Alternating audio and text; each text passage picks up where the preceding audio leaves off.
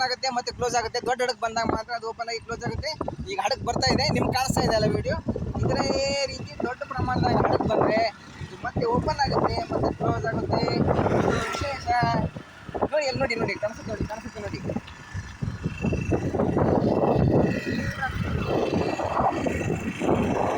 ಈ ರೀತಿ ಹಡಗು ದೊಡ್ಡ ಹಡಗು ಬಂದಾಗ ಹೊರಗಡೆ ಆ ಕಡೆಯಿಂದ ಈ ಕಡೆಯಿಂದ ಆ ಕಡೆ ಬರುತ್ತೆ.